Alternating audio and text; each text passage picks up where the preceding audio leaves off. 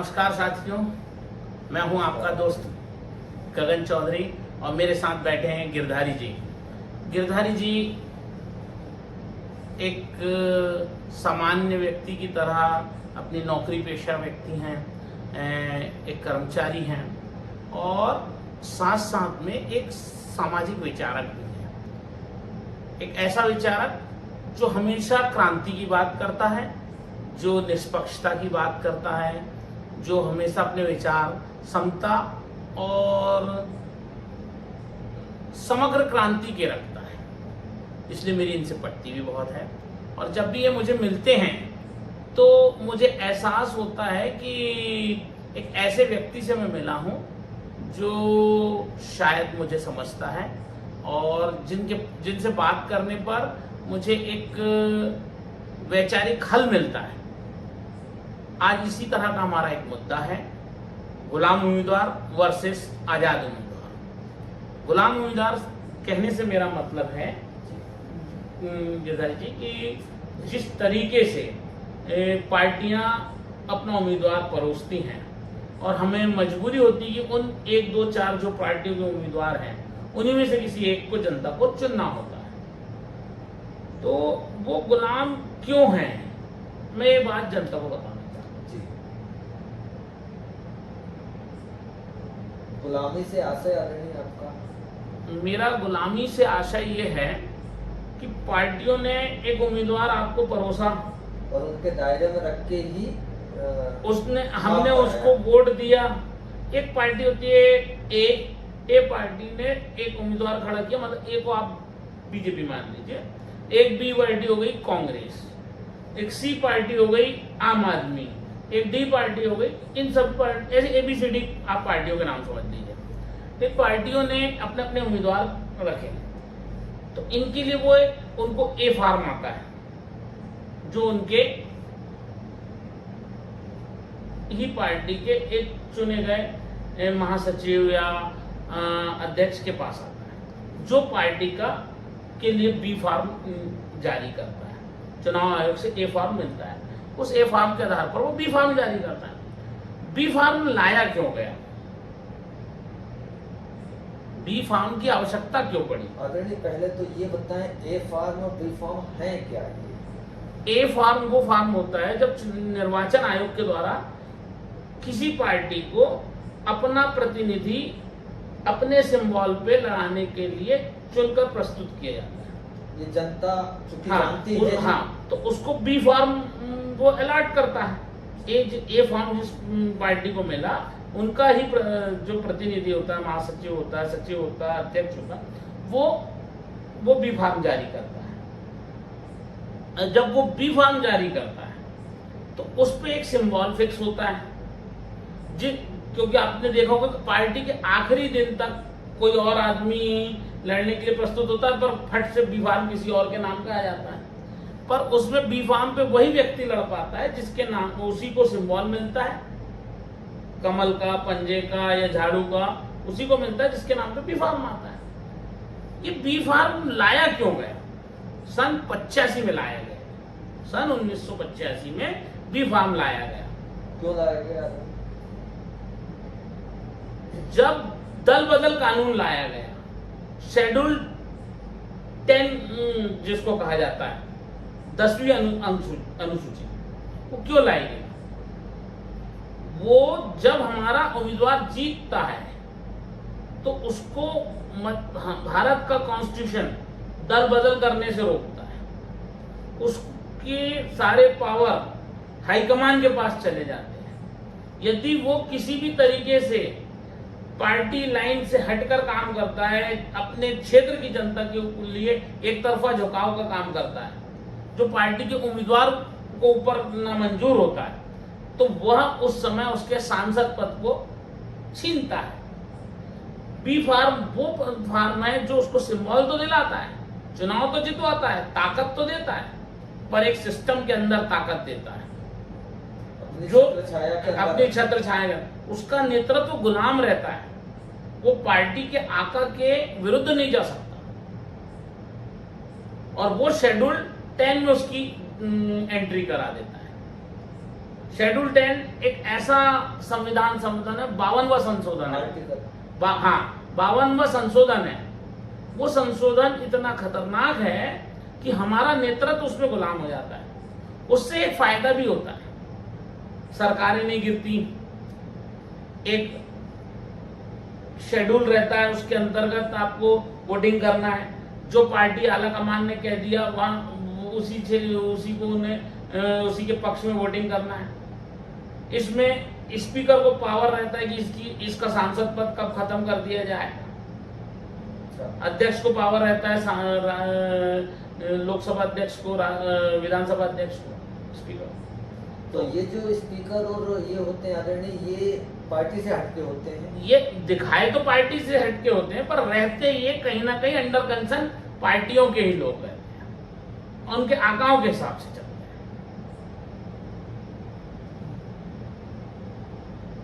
जब आजाद उम्मीदवार आता है तो वो वहां शेड्यूल 10 10वीं अनुसूची पंगु हो जाती है, कमजोर पड़ जाती है। आजाद उम्मीदवार स्वतंत्र इंडिपेंडेंट है, इंडिपेंडेंट को आजाद कहना चाहिए। ये लोग निर्दलीय कह के एक दूसरा परसेप्शन करते हैं। ये निर्दलीय इसलिए कहते हैं उसको कि लोगों के बीच में ये परसेप्शन जाए कि इसके साथ कोई नहीं है, जबकि उसको फॉर्म भरवाने के लिए 10 लोग जाते हैं और पार्टी का फॉर्म भरवाने के लिए मात्र 2 लोग लगते हैं। बी फॉर्म पे जब फॉर्म भरा जाता है तो वो 2 लोगों के लिए रखा जाता है। 2 प्रस्तावक ही काफी होते हैं, पर इसके लिए 10 प्रस्तावक लगते हैं। और ये आजाद होता है, संविधान में उसको आजाद और इंडिपेंडेंट शब्द से। 10 प्रस्तावक क्यों? चूंकि आजाद उम्मीदवार की प्रक्रिया जटिल बनाई गई है। एक तो आजाद उम्मीदवार जीतने के बाद भी कोई पार्टी नहीं ज्वाइन कर सकता, वो सिर्फ समर्थन दे सकता है, क्योंकि जनता ने उसको आजाद होने के नाते जिताया। वो ऐसा जनता के साथ छल ना कर ले कि वो जीत के आने के बाद किसी पार्टी को ज्वाइन कर ले, तो मतलब वो पार्टी का ही उम्मीदवार था, उसने जनता तो पार्टी को वोट देना नहीं चाहती थी, परंतु उसने जनता के साथ छल करके फिर उसी पार्टी को सिर्फ सपोर्ट कर सकता है, समर्थन दे सकता है।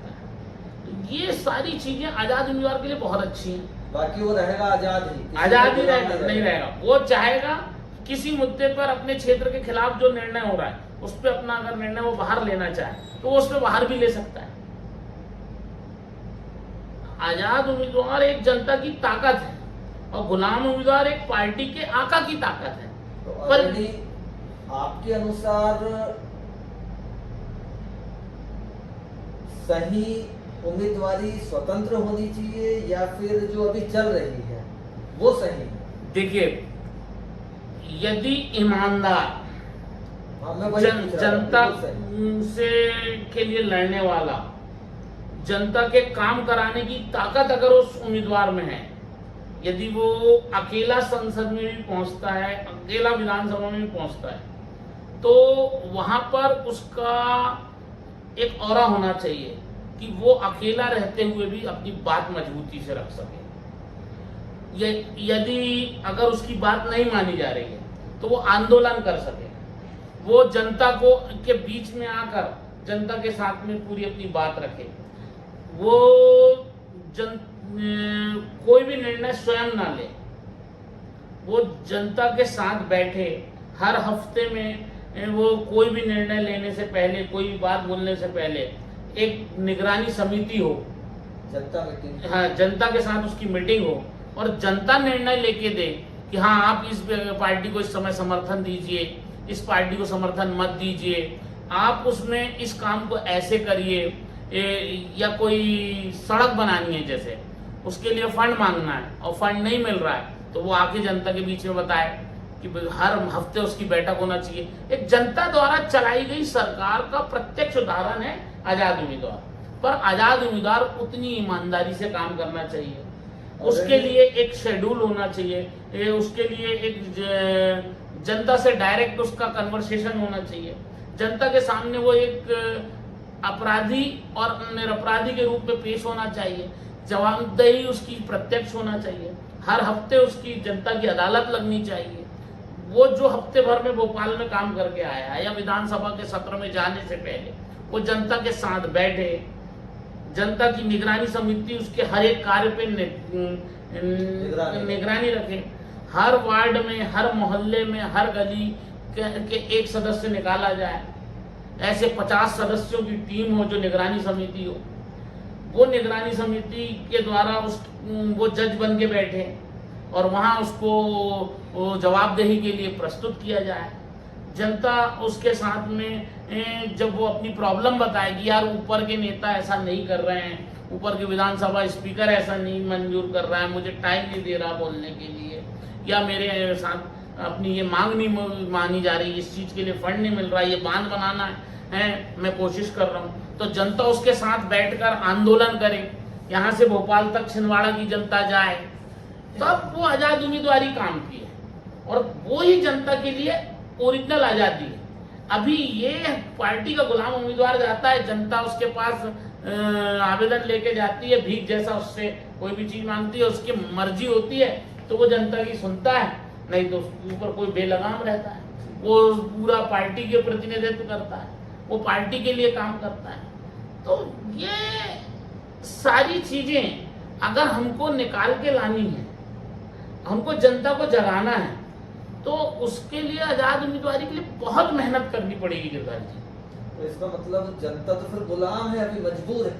मजबूर है। आप एक बात बताओ, नकुल नाथ जी हमने सांसद बनाए, वो 6 महीने 4 महीने 2 महीने में आते हैं, हम उनके लिए हमने देखा ही नहीं उनको अभी तक। नहीं, हम उनके लिए लाइन में खड़े रहते हैं, कहाँ जाके, पहले तो एयरपोर्ट पे हमारा राजा आ रहा है, हम उसके लिए गुलाब लेके खड़े हैं, माला लेके खड़े हैं, वो आएंगे, फिर उनके हिसाब से वो अपने बंगले में रुकते हैं, उसके बाद वो पब्लिक से मिलने आते हैं, जनता दरबारी टाइप खड़ी रहती है।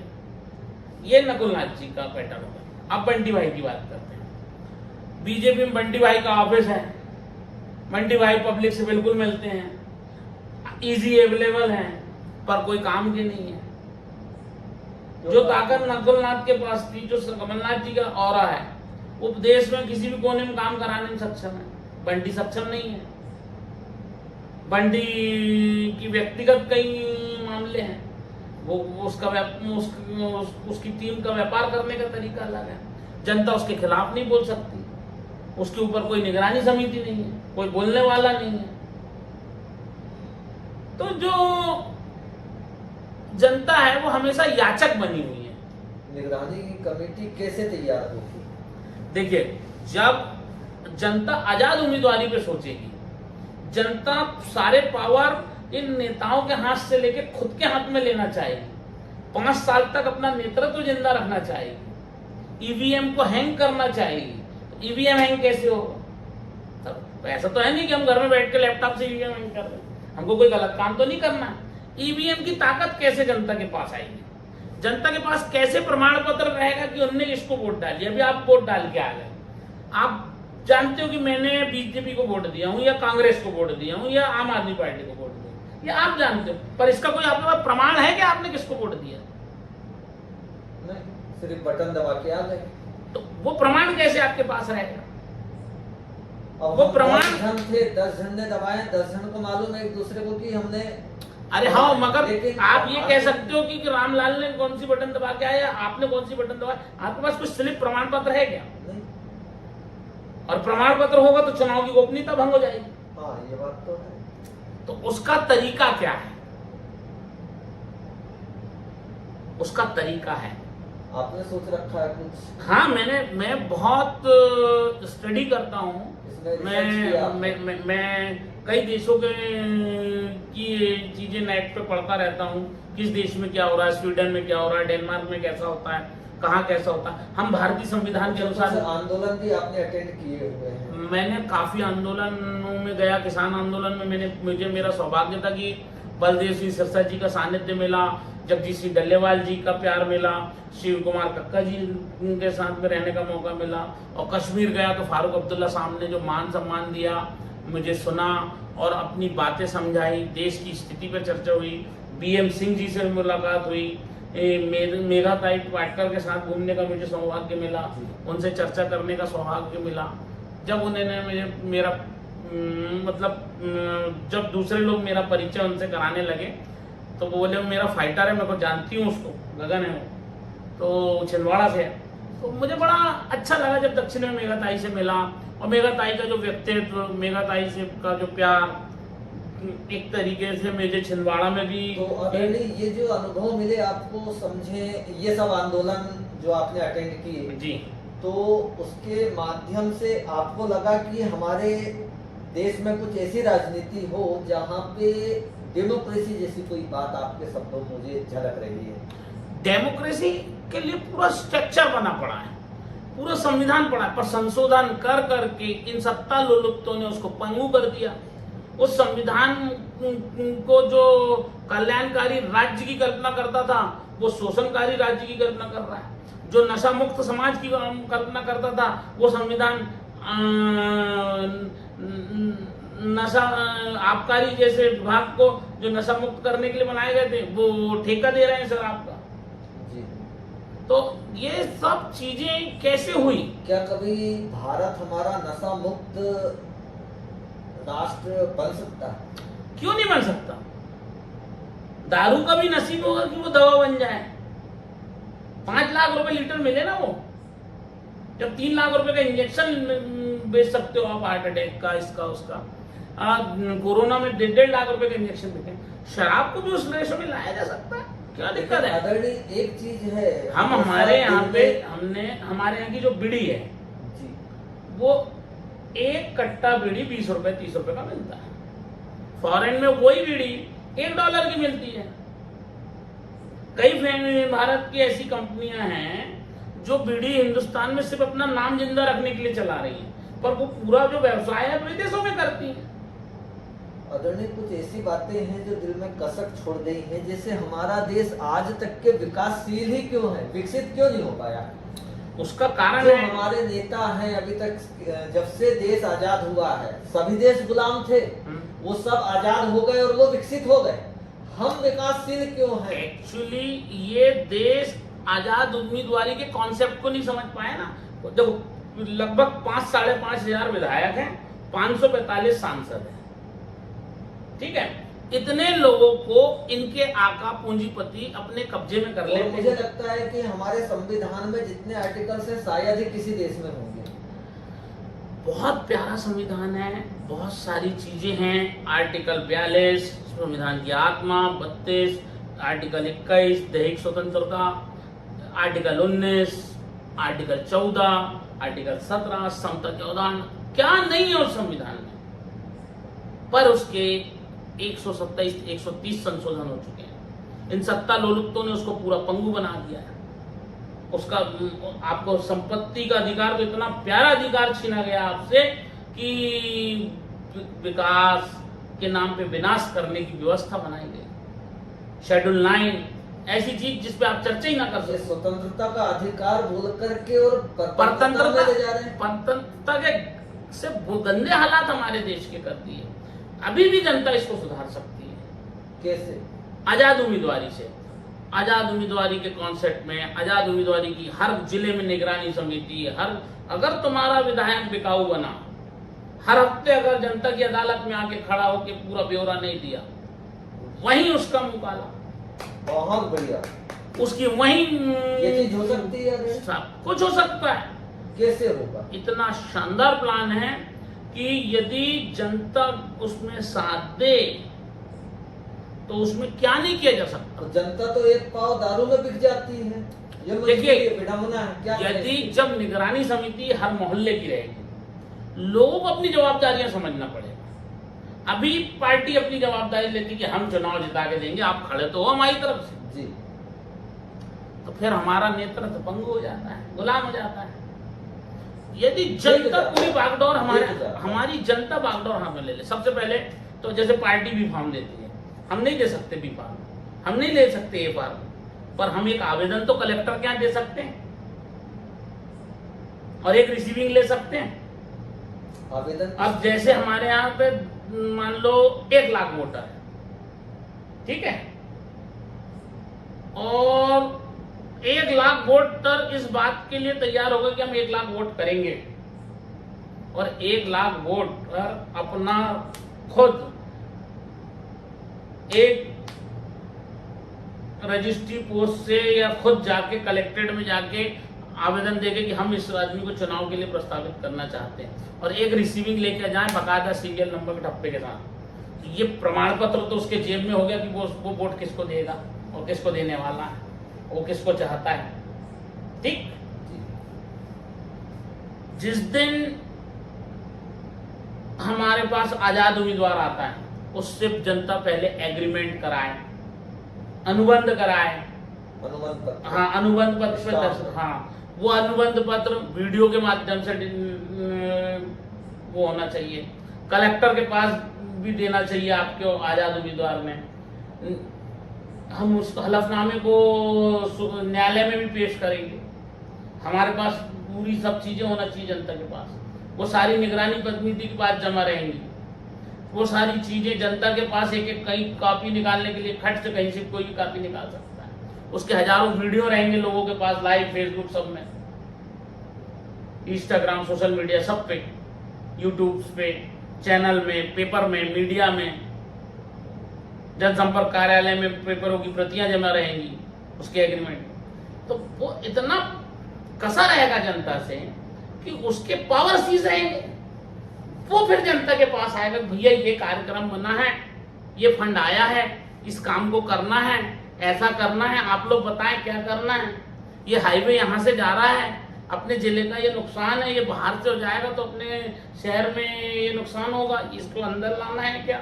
अभी क्या हो रहा, प्लान आ गया, पूरे सांसद विधायक बैठ गए, उनने पूरी जमीनें खरीद ली, सब पूरा मामला कर लिया, फिर वहां से रोड डलता है, फिर वो रुपए के 100 रुपए बनाते हैं वो जमीन के, जनता बेचारी ठेंगा पकड़ के नहीं करी। ये सब गद्दारियां जो जनता के साथ हो रही हैं वो जनता के साथ होना बंद हो जाएंगी। उसके लिए मगर जनता को जागरूक करना पड़ेगा, जनता की अदालत लगाई जाएगी, जनता की अदालत लगनी चाहिए, जनता को सारी बातें बताई जानी चाहिए, जनता को की ग्राम इकाई खड़ी होना चाहिए, हर मोहल्ले के 5 सदस्य, हर वार्ड के सदस्य की समितियां बननी चाहिए, एक बुजुर्गों की एक निगरानी समिति रहना चाहिए, जिसमें पढ़े लिखे हुए वकील, बैरिस्टर, जज, डॉक्टर्स, इंजीनियर्स, शिक्षक, प्रिंसिपल्स, चपरासी, सभी तबके का आदमी उस निगरानी समिति में होना चाहिए। और उसमें जात समाज को नहीं देखा जाना चाहिए, वहां सिर्फ हम भारत के लोग होने की कल्पना होनी चाहिए, हमारे छिंदवाड़ा के लोग होने की कल्पना होना चाहिए। और हमारी पार्टी अगर किसी को घोषित ही करनी है तो यूनाइटेड नेशन ऑफ इंडिया को घोषित करना चाहिए। इन चोर, दलाल, आकाओं की पार्टी, पूंजीपतियों के गुलामों की पार्टियों में शामिल होने से अच्छा है कि हम भारत के लोग होने की पार्टी की तरफ आगे बढ़े, तो कोई बात बनेगी। तो कोई राष्ट्र, शायद अभी भी राष्ट्र गुलाम है पार्टियों का गुलाम। देश उस हालत में है कि हमारे पास सारी चीजें होते हुए, वोट बैंक का पावर होते हुए, हमारे हाथ में कुछ नहीं। जनता भूखी की भूखी है, 5 किलो की राशन का मुंह देखती है।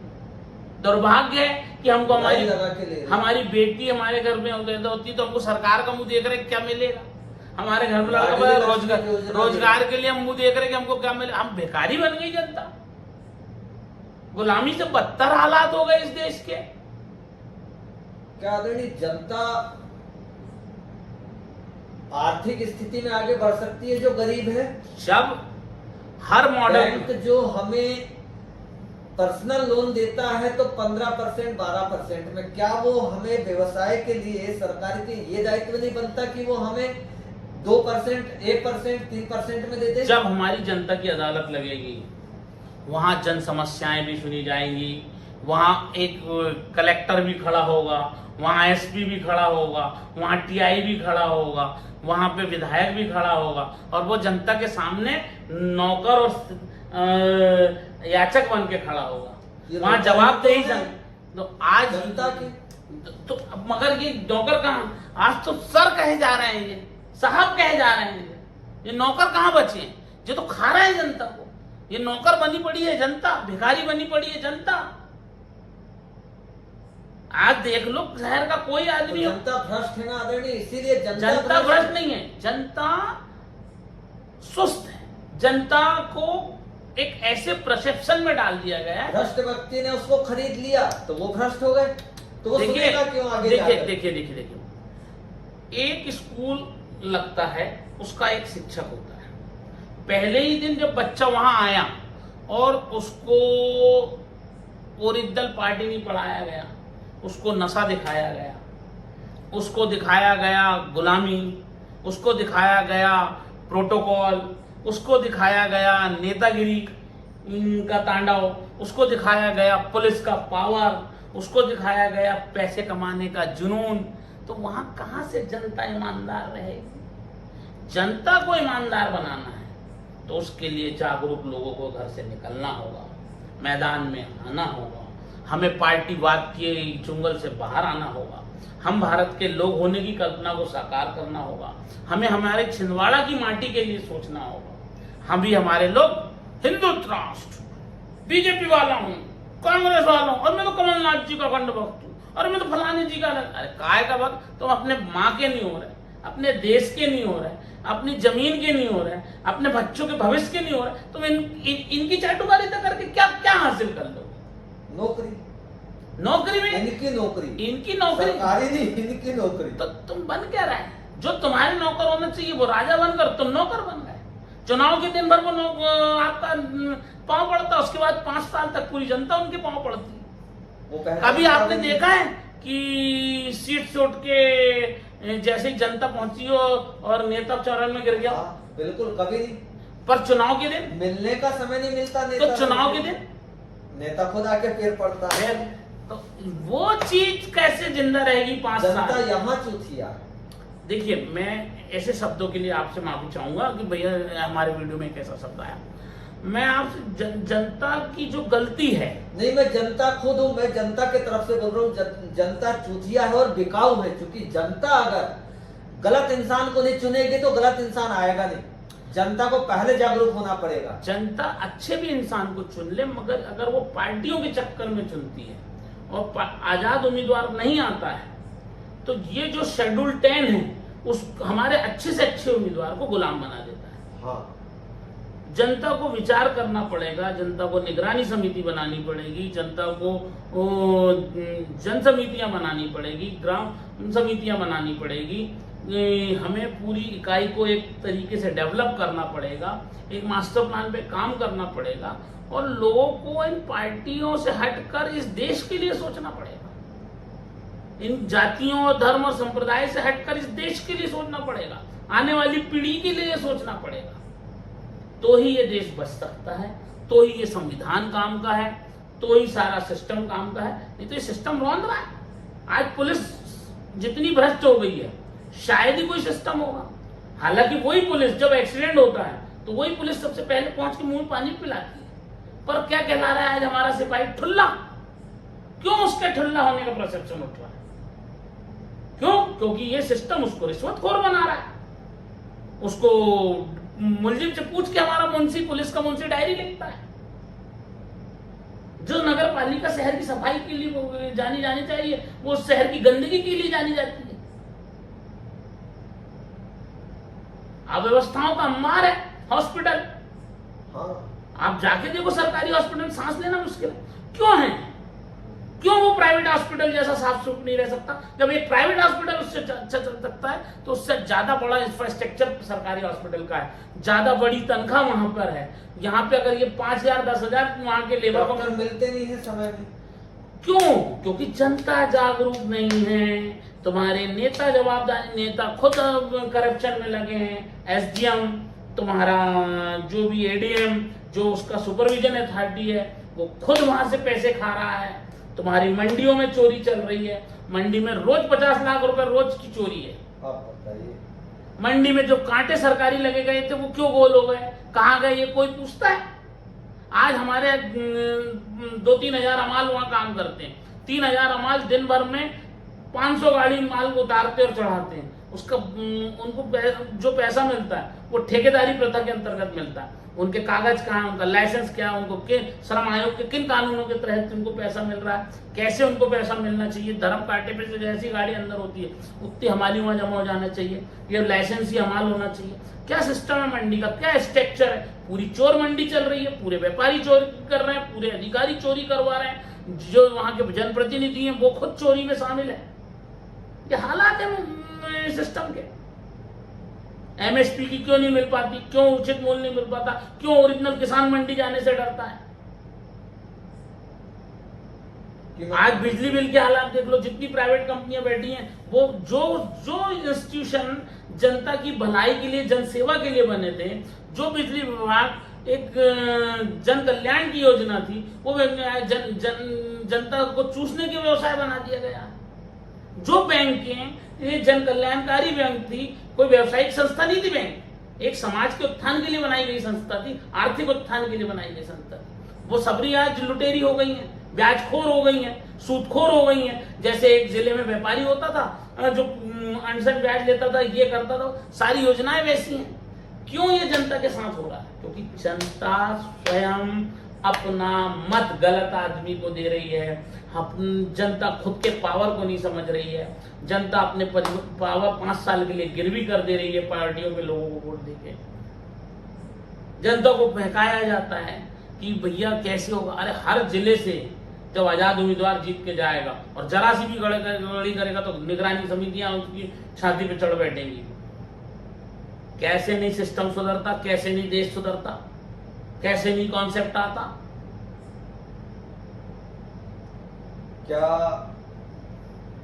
2, 4, 5 गांव के बीच में एक ऑक्सीजन मशीन रखी जा सकती है, किसी को अटैक आ जाए इमरजेंसी? अरे ऑक्सीजन मशीन बोल रहा है, गांव गांव ग्राम हॉस्पिटल खोले जा सकते हैं। इतने डॉक्टर हैं कि एक एक गांव का जिम्मा एक एक डॉक्टर को दिया जा सकता है। एक एक गांव में ये आयुष्मान कार्ड का जो घोटाला चल रहा है, ये गंदगी क्यों है? आयुष्मान कार्ड की जरूरत ही क्यों है जनता को? अरे आयुष्मान कार्ड के नाम से जनता के पैसे की लूट हो रही है। जहां 2 रुपए का क्यों लग रहा है? जहां 2 रुपए का इलाज होना चाहिए वहीं प्राइवेट हॉस्पिटल उसी आयुष्मान कार्ड पे 100 रुपए का इलाज करता है। पूरी दवाई उसको वो जेनरिक लिखी जानी चाहिए, जो आयुष्मान औषधालय से मिलती है वो नहीं लिखी जाती। पूरी प्राइवेट हॉस्पिटल में वो दवाइयां लिखी जाती है। 2 रुपए में 200 रुपए की डिब्बी आ रही वाली दवाई लिखी जाती है। मैं कहता हूँ आदरणीय, ये जो 2000 रुपए की दवाई है, ये बड़े लोगों की सुविधा के लिए क्यों है, गरीबों के लिए क्यों नहीं है? अरे पूरी सब कुछ है पर पूरा लूट तंत्र चल रहा है, कोई बोलने वाला नहीं। जनप्रतिनिधि जो योजनाओं को समझते हैं, जो बुद्धिजीवी वर्ग है, वही हमारे लिए अभिशाप बना हुआ है। वो सारा सिस्टम जानते हुए कोई सिस्टम नहीं सुधारना चाहता, कोई घरों से निकलना नहीं चाहता, कोई सिस्टम के खिलाफ आवाज उठाना नहीं चाहता। लोगों को डर लगता है जेल जाने का, लोगों को डर लगता है खिलाफत करने का। लोग खुद अपने हाथ से अपने शोषण के जवाबदार हैं। आज गैस की किल्लत हुई, क्यों हुई, क्या कारण है? 1,000 सिलेंडर लोगों के घरों में है और पीछे के दरवाजे से दिए लिए जा रहे हैं। वो कहां से आ रहे हैं? क्या फूड ऑफिसर नहीं मिला हुआ है? क्या जितने सिलेंडर की गाड़ियां जो आ रही हैं उनकी काउंटिंग नहीं है? क्या सिलेंडर बिना कार्ड के इशू कैसे हुए? किसके यहाँ 2 सिलेंडर की जगह 4 सिलेंडर है? घरों घर जब्त किए जा सकते हैं। जितने हॉकर्स हैं उनको सारी स्थिति मालूम है। उन हॉकर्स के कंधे पे रखकर बड़े बड़े एजेंसी मालिक सारे घपले कर रहे हैं। 4-4 हजार रुपए में सिलेंडर बिक रहा है ना। कोरोना काल के समय में वो एक रेमडेसिविर इंजेक्शन आया था, एक टैबलेट भी था। हाँ, उसका नाम एजिथ्रोमाइसिन नहीं, हाँ, वो टैबलेट था जो पूरे शहर में मध्य प्रदेश में कहीं नहीं मिल रहा था। अब त्रस्त हो गए हम, पता चला कमलनाथ जी के सौजन्य से वो इंजेक्शन आया था रेमडेसिविर। और सिर्फ जो सदस्य कमलनाथ जी की कांग्रेस को सपोर्ट कर रहे थे उनको वो अवेलेबल था फ्री में, बाकी जो जनता थी वो मर जाए। ये कौन सी नहीं? उस समय के लिए तो मैं एक बात कहूंगा, देखो मजबूत नेता, मजबूत क्षेत्र, कमजोर नेता, कमजोर क्षेत्र। कमलनाथ मार्जर अथॉरिटी है। आप समझते हैं मार्जर अथॉरिटी क्या होता है? जो सत्ता को 2/3 मत को अलट पलट कर सकता है। कल बीजेपी की सरकार गिरा सकते हैं, ये इतने मजबूत लोग हैं। कैसे गिरा सकते हैं? इनके पास वो सिस्टम है, ये 2/3 बहुमत खरीद सकते हैं, ये सारे सिस्टम को क्रैक कर सकते हैं, ये बगावत पे आ जाएं, ये अगर जेल जाने से डरना बंद कर दें, ये अपने जीवन मरण से डरना बंद कर दें और ये देश के लिए शहीदी सोच लें, ये 10 मिनट में सरकार गिरा दे किसी की भी। इनके पास वो पावर है, इनके पास वो पैसा है, इनके पास वो वक्त है। दिग्विजय सिंह बोलो, ज्योतिरादित्य सिंधिया बोलो, ये देखिए सारा खेल पूंजी का हो गया है आज की डेट में। क्योंकि जनता है सुस्त, जनता हो गई अज्ञानी, जनता बन गई डमरू, उसकी आदत पड़ गई है पार्टियों को वोट देने की, पूंजीपतियों की गुलामी करने की। तो वो करते रहेगी, ये फैक्ट नहीं, अभी भी मुझे लगता है कि वो गुलाम ही बने रहना चाहती है जनता। नहीं, जब तक कि हम और आप जैसे पढ़े हुए लिखे लोग ये बगावत नहीं जगाएंगे कि हम अब गुलाम उम्मीदवार को वोट नहीं देंगे, हमको आजाद उम्मीदवार चाहिए, और आजाद उम्मीदवार भी हमको ईमानदार चाहिए, निगरानी समिति चाहिए, उसका हमको एग्रीमेंट चाहिए। कल को हम उसको 5 साल इंतजार नहीं करेंगे, हम हाई कोर्ट में रिट फाइल करेंगे, सुप्रीम कोर्ट में रिट फाइल करेंगे, उसको हटा देंगे पद से। हमारे पास प्रमाण है, हमने इतने लोगों ने वोट दिया है इसको और इसके इस कमिटमेंट पे दिया है। हमने चुना है इसको, हमने भी फार्म की तरह आवेदन करके इसको अपना नेता चुना गया। जिस दिन इस देश की जनता अपने हक अधिकार, अपनी आवश्यकताओं को कैसे प्राप्त करना है अधिकार की तरह, भीख की तरह नहीं, जिस दिन ये सीख जाएगी उस दिन इनकलाब आ जाएगा। इस देश में स्वतंत्रता की जगह आजादी जन्म ले लेगी। एक सिस्टम के अंदर जो एक गुलामी का तंत्र बना हुआ है वो तंत्र टूटना चाहिए। शेड्यूल 10 का विरोध होना चाहिए। ये दल बदल कानून का जो डर बनाया गया है वो डर खत्म होना चाहिए।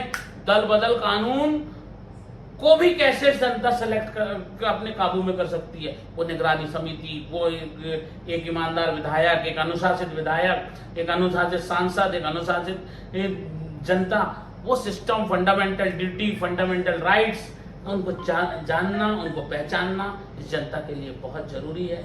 और इन जागरूक डॉक्टर, कलेक्टर, वकील, बैरिस्टर, इन सब लोगों का जमीन पे आकर उतर कर काम करना जरूरी है। अन्यथा ये देश ऐसा ही था और उससे बदतर हालत में चला जाएगा, जो गुलामी के पहले थे उससे बदतर हालत में चला जाएगा। तो आज की सभा समाप्त करें। फोन भी आ गया आपका। गगन भाई के घर में आ जाइए।